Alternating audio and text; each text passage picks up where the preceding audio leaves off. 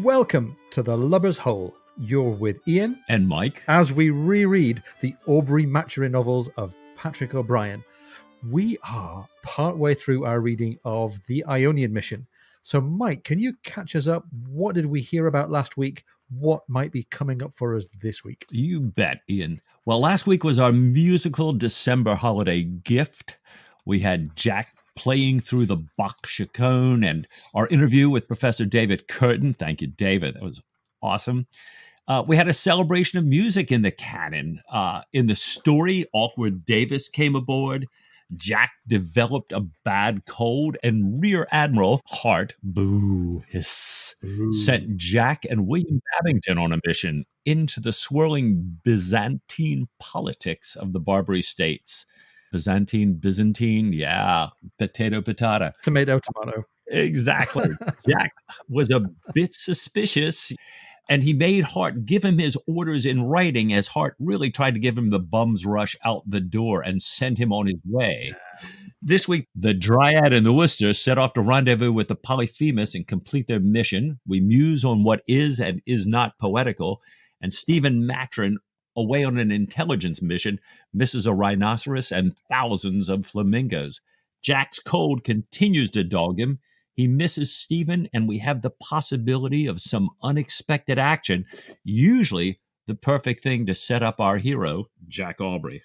And we would so like him to get set up, wouldn't we? He's been on a bit of a low turn as our friend Jack, and we're really hoping that some of this story is going to take him in the direction of some kind of redemption.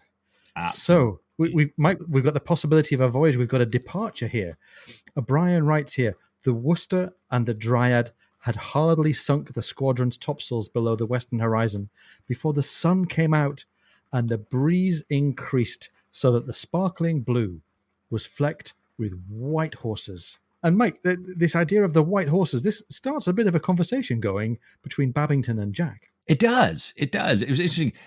Jack comments, he says, buttons, the French call them, observed Captain Aubrey in his thick, cold-ridden voice. Do they indeed, sir? Said Captain Babington. I never knew that. What a curious notion. Well, you could say that they are as much like sheep as they are like horses, said Jack, blowing his nose. But sheep ain't poetical, whereas horses are. Are they really, sir? I was not aware. Of course they are, William. Nothing more poetical, except maybe doves, Pegasus, and so on. Think of that fellow in the play that calls out, my kingdom for a horse. It would not have been poetry at all had he said sheep. Well, Ian, this white horses thing, this was new for me, but I understand pretty common for you. Well, yes, it's a common phrase used to describe the state of the sea when you get little breaking peaks on waves. And if you turn to the old Beaufort scale, in fact, not so old, the Beaufort scale that's still used in lots of countries, including the UK, for forecasting and describing weather, white horses is used as a kind of scientific description to talk about these breaking caps on waves that you get when the wind is blowing more than about 10 or 11 knots. So white horses, pretty routine, I would say, as a naval description. But we've got this brilliant little piece of Aubreyism going on here. He's picked up on the idea that the French might call them something else. And Jack says button. And Mike, I think the French might be talking about mutton. Yeah. So, it's really something, like you said, this real Aubreyism, this between buttons and muttons, that the French here, and your French is so much better than mine would ever hope to be, that this word is mutton or mouton in French. So I guess Jack has taken the mutton, made it sound like button, but the meaning being in English for mutton being sheep. And now we're sheep not being poetical here. Yeah. By the way, I'm going to put in a vote for it. Sheep can be poetical. Ask William Wordsworth. I think he could write poetically about sheep. But we even looked on a French translation website, and somebody who's an authority on the language said that the French people do call white wave caps, white horses, as we'd say in British English. They do actually call them sheep. Mouton. Mouton means vague écumeuse d'une mer agitée, foamy or breaking waves on a agitated or rough sea. So there you go. Another little O'Brien nugget here. Fascinatingly, as I continue digging into white horses, and maybe there's a couple white horse pictures we could share. There was also a piece from a scientific website about this white horses sea waves mystery that says they really only appear when the sun comes out. Which turns out to be related to the sun's electricity. So you see these pictures where in shadow you don't see the white horses, but in sun you do. So I think that Doctor would certainly enjoy that. And O'Brien's very careful to point out that they only show up when the sun comes out here. But it's funny, in my mind's eye, Mike, my image of a beautiful sailing day with white horses is blue sea, blue sky. But I think for white horses to feature in Admiral Beaufort's description of the sea, a description used in the coastal waters around the UK, I think you've got to expect that you might just be able to see some white horses even when the sun is out, because it's not unknown for the occasional cloud to be in the sky when you're in British waters. That certainly makes more sense to me. So go figure. So, having resolved this question of poetry and not poetry, and buttons and moutons and white horses and whitecaps, Babington goes on to read the orders that have been passed on from Admiral Hart to Jack. And Babington's pretty sanguine. He says that he thinks the orders sound like nothing but plain sailing. And Jack is kind of wondering why it was that Hart said this was such an important service and why it called for such a reliable, discreet officer. And Hart had said it with this kind of knowing look. So, still scratching their heads, I guess, Jack and Babington talk about the possibility of prizes along the way, and Jack points out that they can't chase anything that runs into harbours on the Barbary coast because orders demanded that scrupulous respect will be paid to the laws of neutrality. And as they're having this conversation, Mowat and Pullings join them, very, very happy, obviously, to see their old shipmate Babington. They'd all been midshipmen together in Jack's first command, and it's really nice, Mike, that Patrick O'Brian notes that none of them were jealous of Babington getting his step, getting his command. Babington was the youngest of them, already a lieutenant, likely to be made post in a few years, which puts him on the career track towards Admiral, same as the same career track that Jack is on. Whereas the other two, Mowat and Pullings, without a fortunate turn in their career or without any interest on their behalf, likely to retire as half-pay lieutenants unless they get some kind of good fortune like taking part in a successful action. So it's nice that they're all able to enjoy Babington's success on its own terms. And meanwhile, they're wondering who the lieutenant might be in command of the Polyphemus, knowing that these officers are desperately obscure. You know, the lieutenant in command of a transport is likely to be outside all hope of promotion, almost outside the service. And then Pullings says, maybe some broken-winded old lieutenant, and with a wry grin he adds, not but what I may be precious glad to hoist a plain blue pennant and command a transport myself one of these days. Oh, and God bless Thomas Pullings and his gracious humility. I just love this, right? With Mowat and Pullings loving Babington's success, not being that, comparing themselves to it, like which we see so many times in other officers in the Navy here and all over the world and everything. So these are really gracious people. I do love it. Well, they don't have to wonder long about that lieutenant because they find that the Polyphemus is waiting for them. And Jack describes them as sailing in a most seaman-like manner. So not at all kind of some old lieutenant that doesn't know what he's doing. It actually turns out to be Patterson, who they know, who's much older. He's one-armed or at least one hand. And his sailing really impresses Jack. And as they draw closer, though, Jack and the entire ship's company's attention are drawn to what appears to be this large gray gun being trundled up and down. And as they get even closer, Jack asks, he says, Mr. Patterson, what is that creature abaft the foremast? It's a rhinoceros, sir, a rhinoceros of the gray species, a present for the Pasha of Barca. What is it doing? It is exercising, sir. It must be exercised 2 hours a day to prevent its growing vicious. Well, then carry on, Mr. Patterson. Do not stand on ceremony, I beg. No, said Patterson, and to the seaman in charge of the party, carry on, Clements. It's the most bizarre thing. I mean, it's a Patrick O'Brian classic move, right? We have an animal placed almost completely out of context aboard a ship, and it's not just any old animal. It's a rhino. Right. So O'Brien goes on. He describes the behavior of this rhinoceros as it's hoisted up on deck and allowed to exercise. As though some spring had been released, the rhinoceros and its crew started into movement. The animal took 3 or 4 twinkling little steps and lunged at Clemence's vitals. Clemence seized the horn and rose with it, calling out, "Easy there, old cock." And at the same moment, the rest of the party clapped onto the fall of a travelling Burton, hoisting the rhinoceros clear of the deck. It hung by a broad belt round its middle, and for a while its legs ran nimbly on.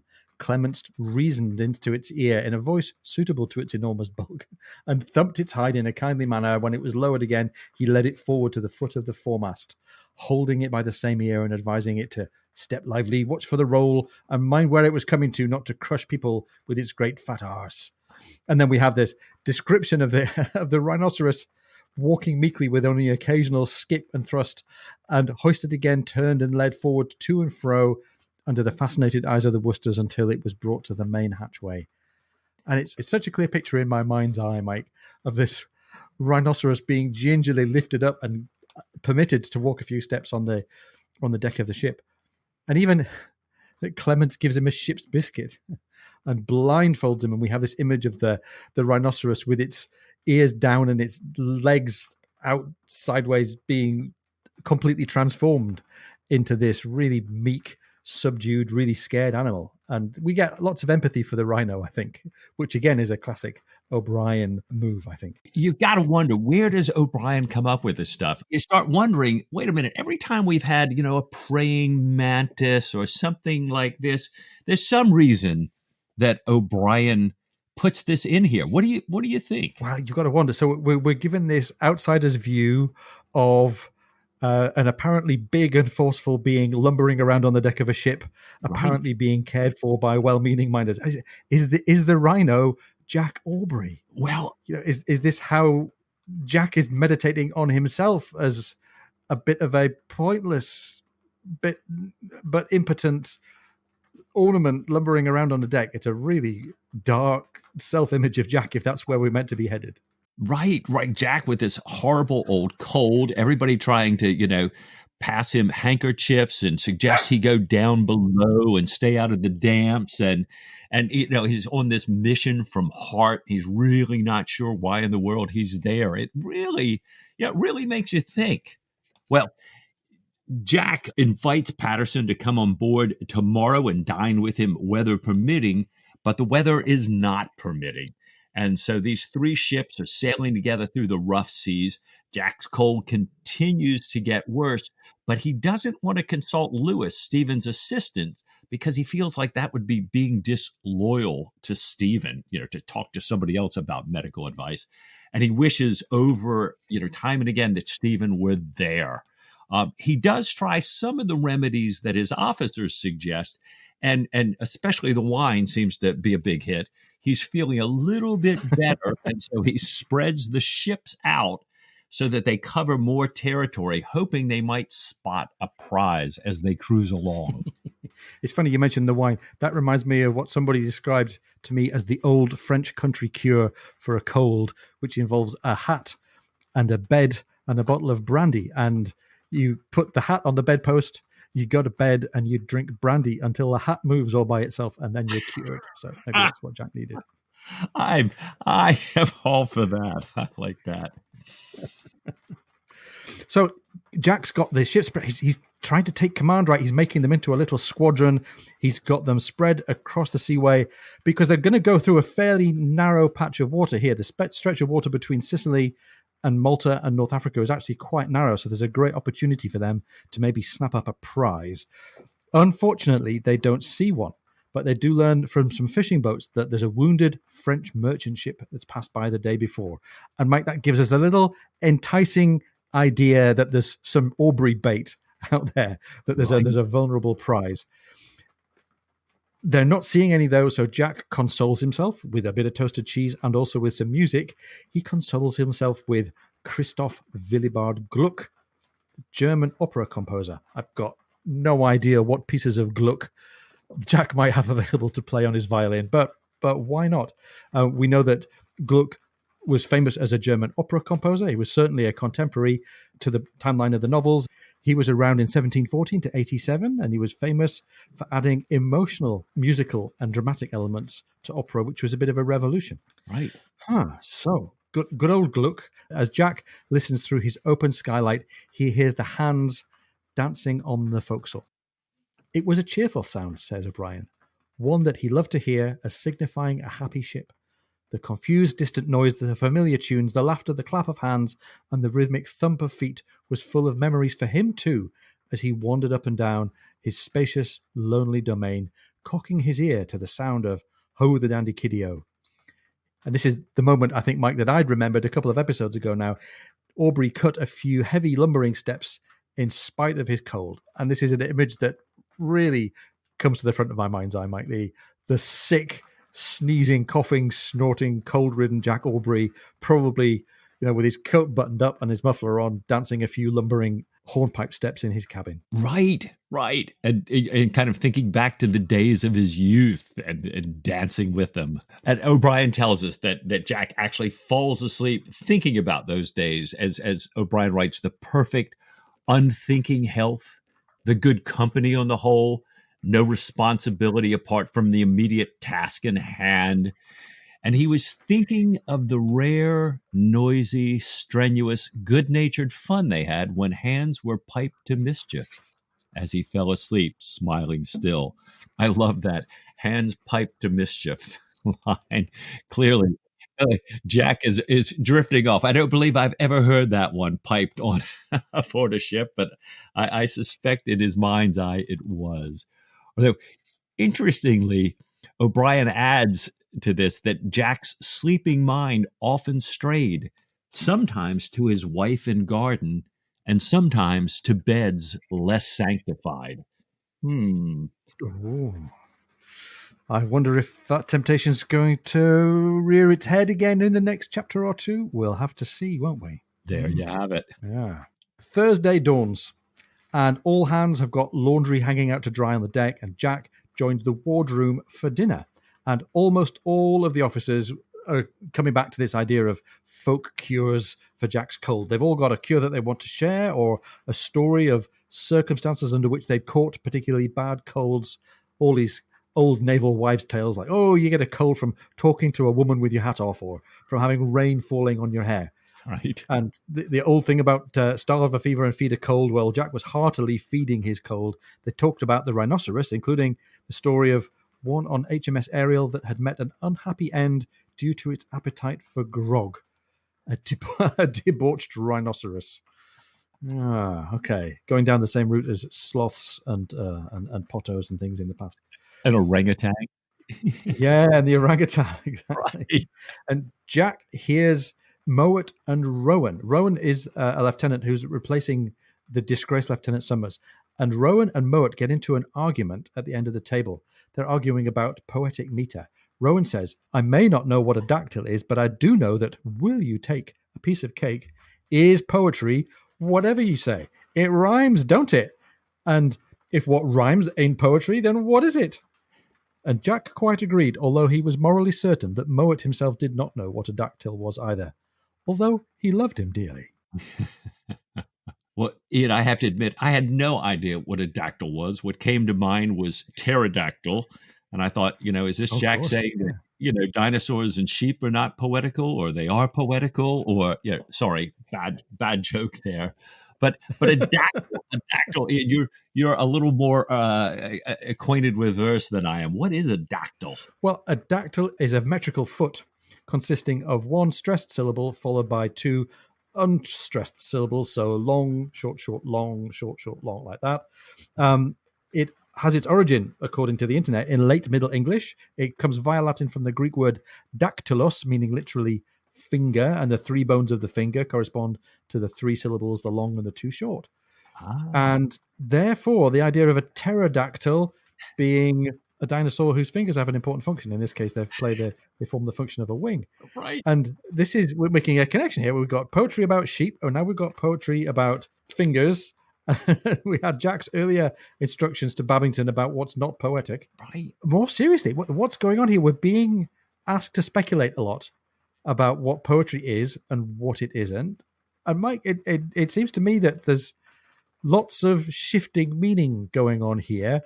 Things that are presented to us as real descriptions in the real world are symbols for something else, and we're getting allusions to what might be going on with Jack, what's going on with his character, what's going on with his mission. What do we observe, and what's the non-real meaning behind it? What has Admiral Hart said in Jack's orders, and what might be the unspoken meaning behind that as well?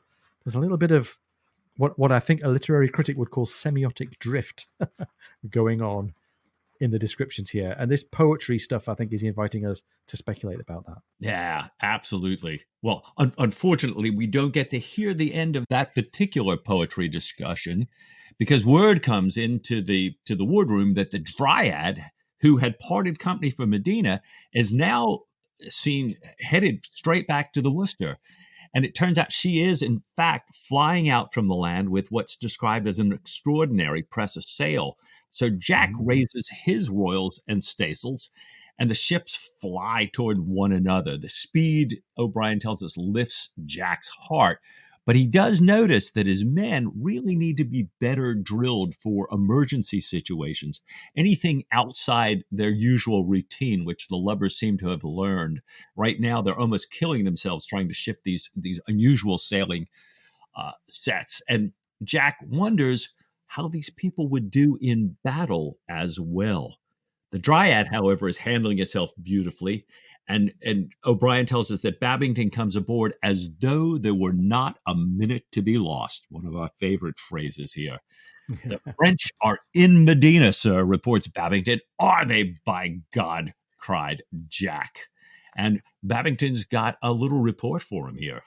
Yeah, he says, there's a 74 and a 36-gun frigate under the larger of the two batteries guarding the entrance to the Goleta, the long channel leading to the port of Medina. Babington says they didn't fire on him, but that might have been because they were probably as surprised as he was to see each other and didn't give them much time to recover their surprise. So he came flying back to Jack so that they could go back together and destroy them. Lord, sir, says Babington, how I hope they are still there. Well, William, said Jack, we shall soon find out. And Mike, Babington's absolutely taking it for granted here that the next thing that's going to happen is this little mini squadron under Jack's command is going to hightail it into Medina and do a classic Aubrey dashing, cutting out, mayhem, confusion expedition. Right. And then, they'll have that all sorted. He'll just go ahead and deliver the dispatches to the council in Medina. They'll complete their mission. They've got a little glory to take back. Maybe Pullings and Mowat get their step. This looks like, this is where we always go, right? These are great Patrick O'Brien straight ahead stories. Yeah. So they're diverting inshore to the North African shore to this place called Medina. According to our friend Tom Horn and his brilliant website, cannonade.net, Medina is a fictional location. But there are places on the Tunisian shore with salt lakes and a little bit of geography that might perhaps have inspired Patrick O'Brien. And if you're going to look on a modern day map, you'd see that this place is somewhere on the north coast of Tunisia, somewhere between Sfax and Tripoli in this kind of corner of the North African coast here. So we know roughly where they are. Jack is really hopeful that this little French squadron has put to sea. Quite apart, he says, quite apart from the whole thorny question of neutrality, an action against moored ships was not unlike a soldier's battle. The unpredictable sea changes weren't there. Superior seamanship could not seize upon a shifting slant of wind, the tail of a current or a shoal, and turn it into a decisive advantage, but would have to fight a motionless opponent, one unaffected by the breeze or the lack of it, with his hands free to fire the great guns or repel boarders. At sea, he says, there was room for maneuver, room for luck. And he was a great believer in luck. Wow. And luck has been playing along in this tale, Jack thinking that perhaps his luck is going the other way. So here we're counting on luck heading into an action. Well, Jack sails to where he thinks the French are most likely to be in the morning if they put to sea. If he was right, they would have the weather gauge, which could help even the odds. He's thinking to himself that he could engage the 74 and board her and take her. He's not worried about that. but he's concerned that the Dryad and the Polyphemus really could not take a well-handled frigate except by very clever maneuvering and help from the Worcester, kind of drawing fire and using her batteries there. So, in Jack's mind, they would need luck and they would also need a less skillful opponent. But in Jack's kind of rethinking about his encounters with the French, they're not usually less skillful. Well, they sail on. Jack is snorting along the way. He's drinking lots of hot lemon to try to help his cold. And I want to point out that, we just have not been pointing out all the references that O'Brien keeps inserting about this cold, all of, Pullings telling Jack to go below to avoid the damp. It really, it just keeps repeating itself here. But Jack does seem a little bit up to his old form, because he's thinking now to engage in this battle, he's going to have to fire both sides of the ship simultaneously. That's not something he's had his crew practice, and he's got them on it now. He's got them firing both sides. So, as Jack is heading in for Medina, drilling the crew in their gunnery, Lieutenant Patterson and the Polyphemus learns that the French have not left the harbour.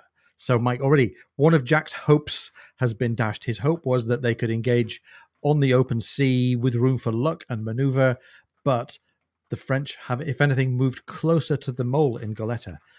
Jack notices how young Patterson looks. Patterson's this old grey-haired lieutenant, but his eyes were as bright, it says, as bright as his steel hook. Everyone's elated. Everyone's excited about the prospect of going into action, but we hear that Jack wondered at his own lack of joy. This was the first time that the prospect of action had not moved him like the sound of a trumpet.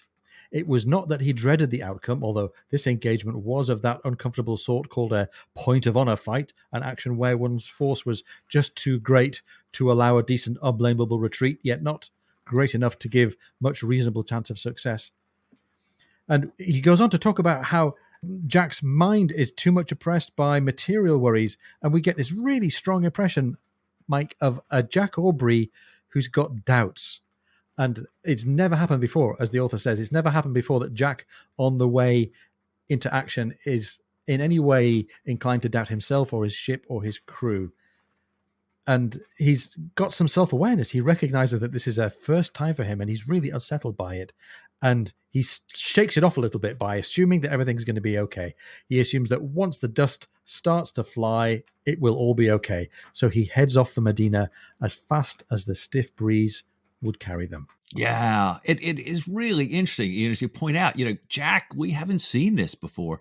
And he's, he keeps thinking back about this neutrality and what's the, the attitude of the Bay of Medina going to be. And, he's just got all these other things on his mind. Really unusual. Well, they cast aside momentarily as they get closer to shore here, because they see all these files of camels ashore. And O'Brien writes that 10 or 20,000 flamingos fly overhead. And of course, Jack's reaction, we know exactly what Jack's thinking is, how I wish the doctor was here. He says this, and he's kind of expecting Pullings to join in, but Pullings only replies with a very formal, yes, sir. And Jack turns to look at Pullings and realizes that all the ship's eyes are focused on him. He knows that they're longing to clear for action. And O'Brien writes that the moral pressure was as perceptible as the warmth of the sun. And after a moment's listening to the sudden outburst of goose-like gobbling from the flamingos, he said, Mr. Pullings, let the hands be piped to breakfast. When they've finished, we may go to quarters. And he starts to continue on to say something about them taking advantage before the fires are put out, but he just gets cut off by this incredible fit of sneezing and can't go on. And O'Brien tells us that instead of inviting Pullings and a couple midshipmen to breakfast like he would do routinely, and especially before a battle, that O'Brien says that Jack is just too tired from his sleepless night, from his cold, and that he eats alone and does not have his usual hearty appetite before battle. And then there's this really telling moment as the carpenter and his crew come to tear down his cabin to clear for action. Jack asks them to take particular care of the doctor's object, this dressing case that's currently doing duty as a music stand with all the ornate decoration and the hidden compartments and drawers and stuff. And the carpenter says, "Don't you worry, sir. I've already made a special case for it," and goes on to say, "It's not an article that should ever have gone to sea, still less into action." Yeah. And Mike, again, a bit of poetry, a bit of imagery here. Is it the object, the dressing case, that shouldn't have gone to sea, or is it Aubrey? Right. Aye. Right, exactly. You're really wondering here. And this, and I'm also getting a little bit of concern here because we keep mentioning Stephen's gone. Jack won't take medical attention from anybody else. I'm going, whoa. Is Jack going to have another one of his fabulous wounds here and Stephen's not there? Is Jack really not made, as you say, to be going to sea right now, much less into action? Yeah, Brian's got me here. I'm ready to find out what happens. Yeah. Some very ominous portents being thrown into the storytelling at this point. As usual, though, Jack's got a really great picture of the whole scene of the battle. He's surveying everything before they go in. He sees this large number of fishing vessels sailing around them. He checks over the Worcester and its crew, and everything and everyone seems to be ready. Some of the crew members remind Jack of past victories, and that's a really great way to reinforce a bit of confidence, a bit of status in Jack's mind. They look up at these two long moles, these two piers coming out of the harbor, and he sees Frenchmen tied up so that no one can get between them, using the curve of the wall to shield the bow of the larger ship and the stern of the frigate. And he sees also that they're moving their larboard guns across to the mole to make an extra frigate's worth of broadside. And Jack is sort of clicking into action mode here. He meets with his captions. He says the odds will be soon too much against them, so they must strike now, but the Frenchmen must fire the first shot. The Frenchmen must break the neutrality of the port. And he says that once that happens, he intends to engage the 74 yard arm to yard arm and board her in the smoke. He wants the other ships to come up behind him and board over her bows or by way of Worcester's stern. And he gives them instructions for using small arms on her head and forecastle. But listen, he says, "Gentlemen, listen, not a musket, not a pistol, let alone a great gun must be fired until they have fired on us, until I give the word loud and clear." And Mike, he invokes some of the naval community punishment and community discipline that we saw earlier on in the book. He says, "Tell your officers and midshipmen, any man who fires before the word shall have 500 lashes, and by God's name I mean 500 lashes, and the officer whose division he belongs to shall be broke." This is really, really direct, serious, stern command by Jack Aubrey. And for a little while, I'm really, really happy to read about this, Mike. He's got great insight.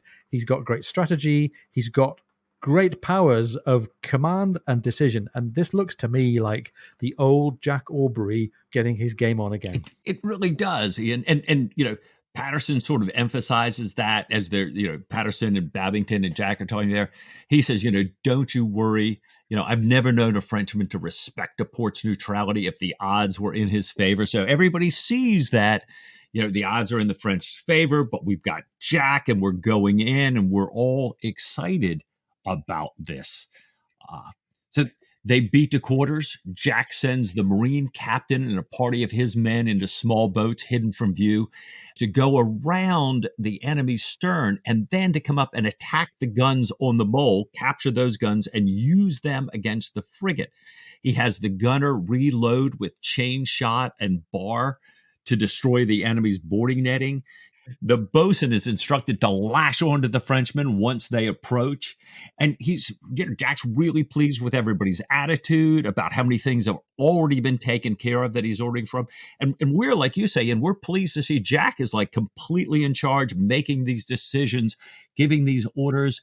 And then he gathers all the men together. He tells them the plan, and he closes it with repeating his warning about the 500 lashes. And the crew, who don't necessarily expect Jack to be the best of orators, is not very inspired by that part of it. But then he finishes up and says 4 rounds brisk and then board. And they're happy again. They're liking that much better.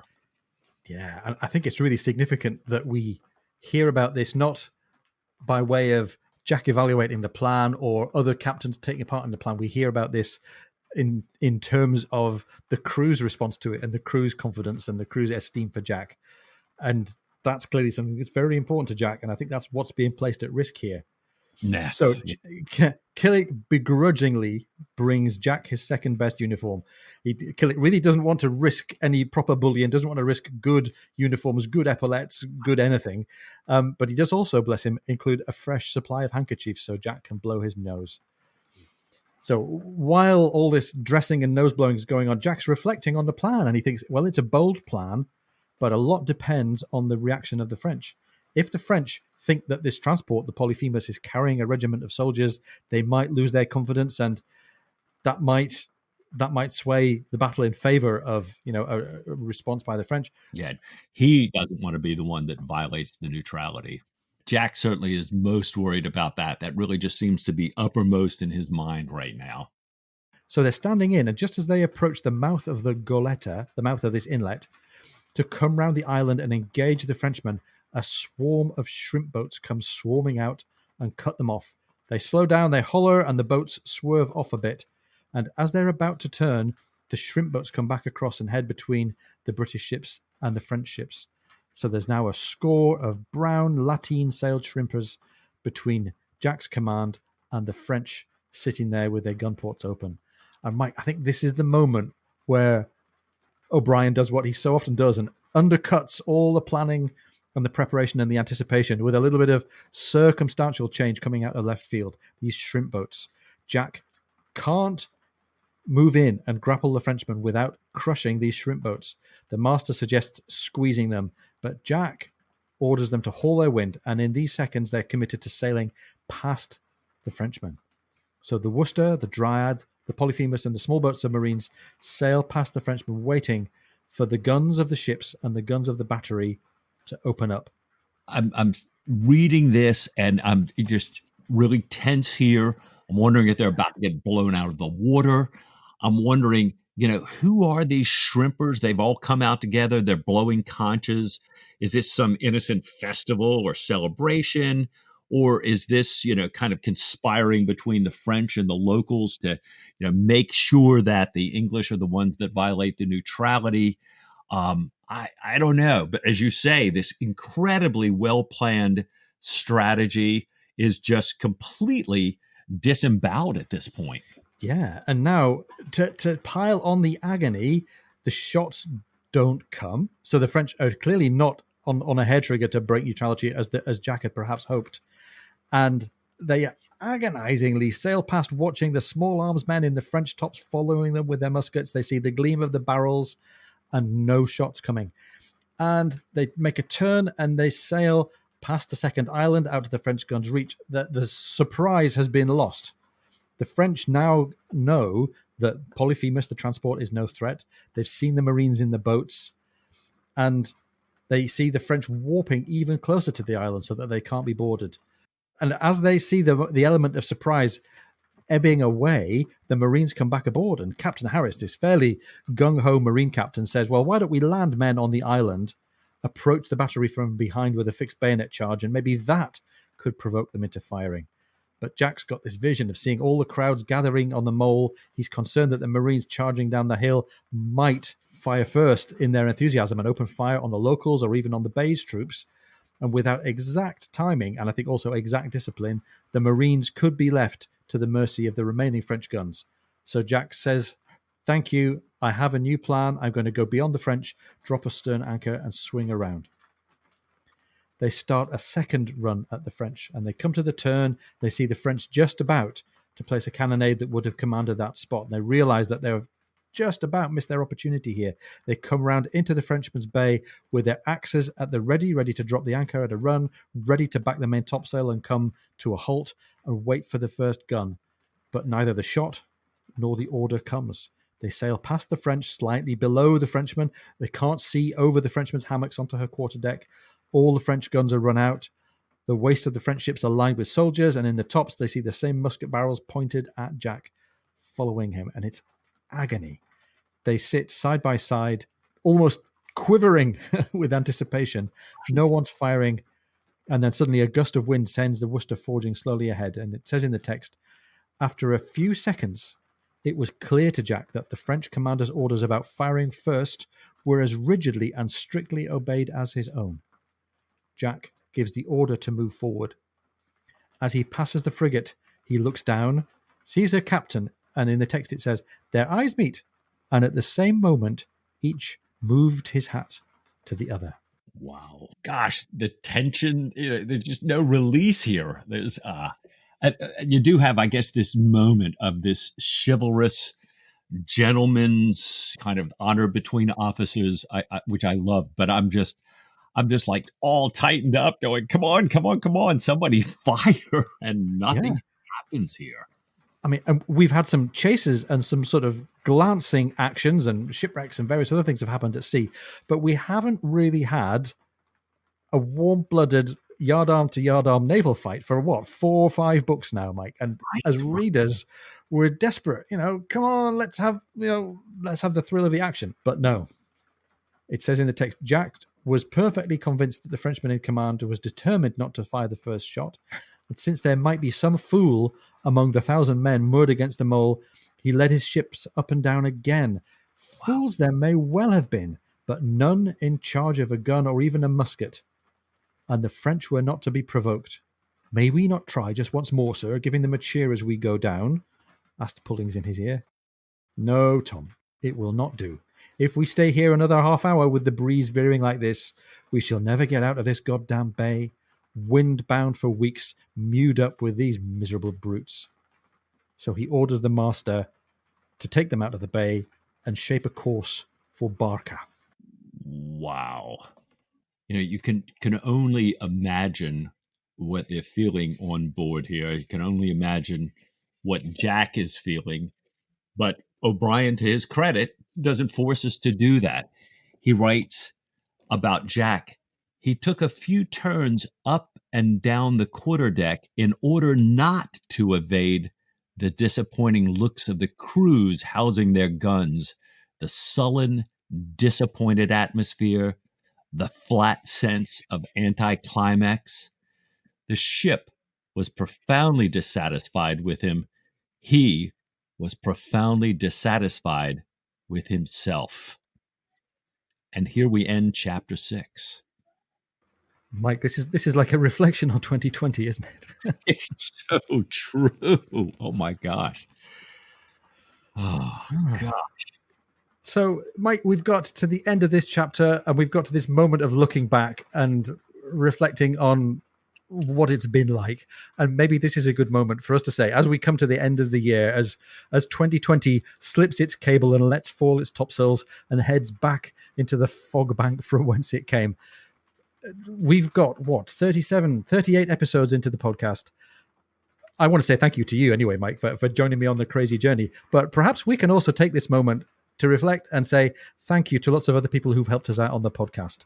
So we want to say thank you, first of all, to the 2 people who've suffered most at the hands of me and Mike sinking so much of our time into this podcast. That's Annie Shank and Joy Bradley. Thank you, ladies. Yeah, and all of our love to you. Yeah.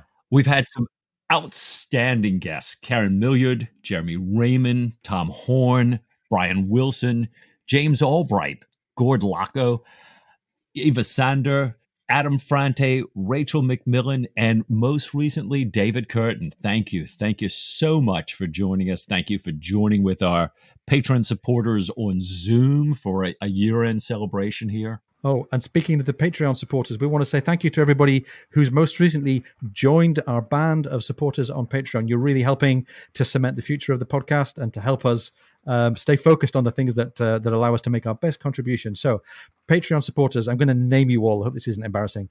David Catania, Cat Nope, Snarked, which I'm pretty sure is a screen name. Thank you, Snarked. Mark Pruitt, Tony Millionaire. Also think that might be a screen name, but that's fine. Thank you, Tony. Bella Markman, Alan Huffines, Stephanie Nolte, Nancy Salachinsky, Rob Boughton, Galak, another screen name, thank you to you, Mark Iliff, John Scott, Eric Latimer, David Michael, Dave O'Christie, and Mike, looking down the list of people on Patreon, there's some dude called Mike Shank. We should thank him as well. Well, I know, Ian, you devote such an incredible amount of time to this, and we're trying to defray some of your editing time, so I'm delighted to be a Patreon supporter as well. Well, thank you. We've got our occasional editor, Sam Luce, who's done a phenomenal job. And every once in a while, thanks to your kind Patreon support, Ian gets to spend a little extra time with his bride and family. That's right. So thank you, Sam. We also want to say thank you to all of you who've joined the conversation with us on Facebook at facebook.com/lubbershole and on Twitter at wholelubbers.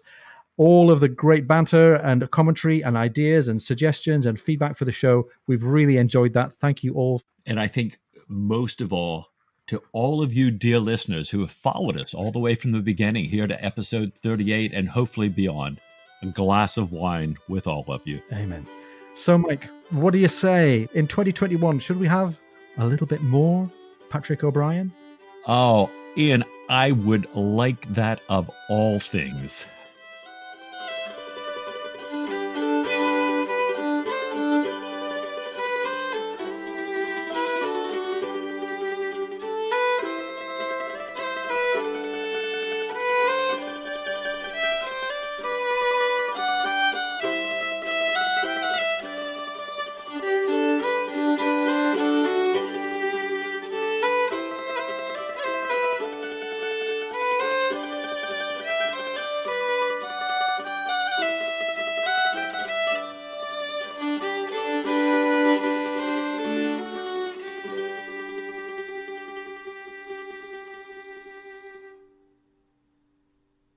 There's a 74 and a 36 gun frigate under the larger of the two batteries guarding the entrance.